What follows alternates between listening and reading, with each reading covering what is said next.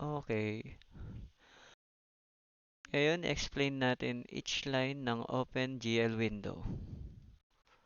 So in this line, iOS trim, this line includes a standard input-output library which allows you to use standard cout and standard end line.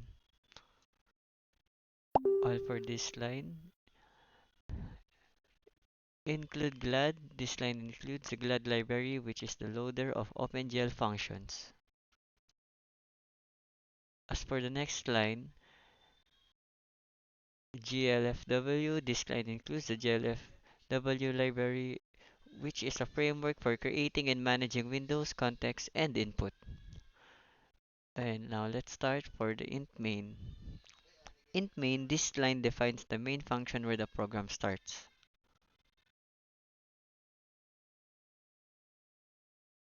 And as for this line initializes the GLFW library.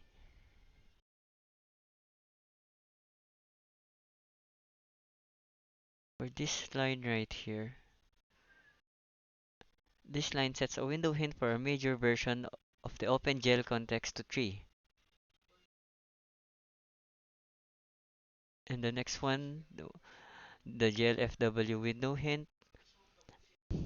This line sets a window hint for OpenGL profile to core, which means using modern OpenGL features.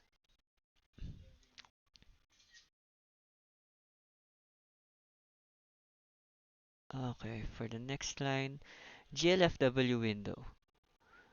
This line, wait, GL, GLFW window. This one creates a window that pixels 800 by 800, a title of OpenGL BSEMC2A, and no monitor or shared context. The next line, if open and close window double equals null, this line checks the window creation failed.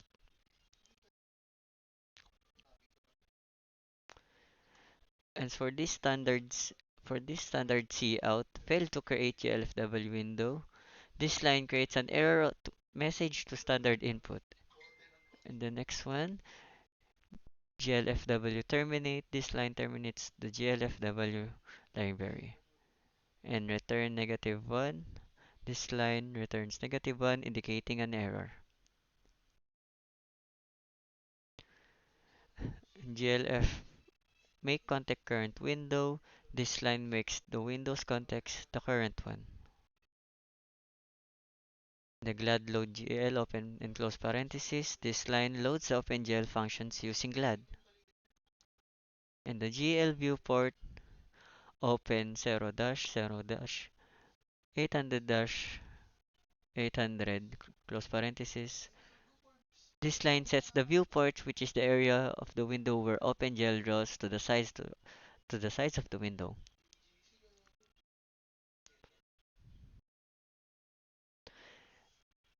And for the GL clear color, this line sets the color that OpenGL uses to clear the screen, which is a beige color. In the GL clear,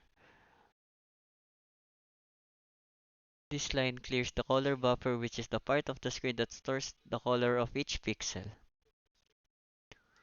And the next one is GLFW swap buffers window. This line swaps the front and back buffers, which are the areas memory OpenGL draws to show the result on the screen.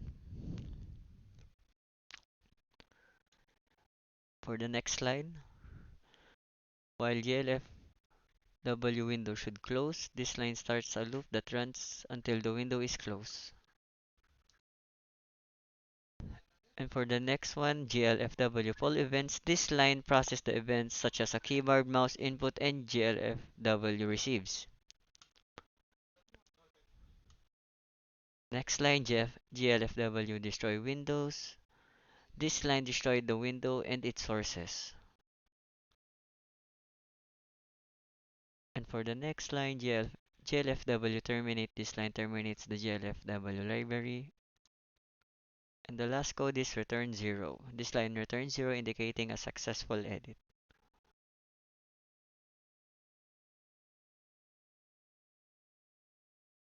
And let's run the program.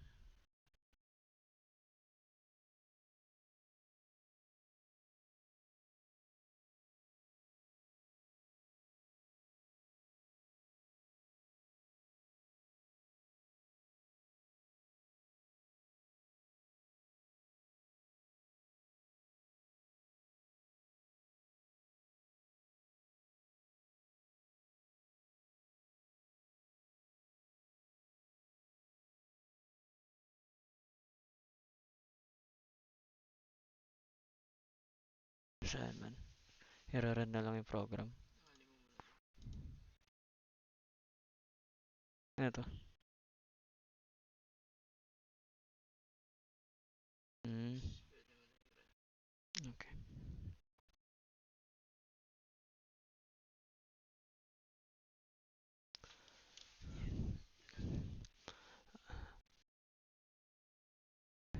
Ito yung open windows namin. Dito. Dito. Okay. So, ito ang windows namin. Napili namin tong color na to kasi mas maganda tingnan sa triangle at mas magandang tingnan sa ilalagay naming shader. So, let's double check again.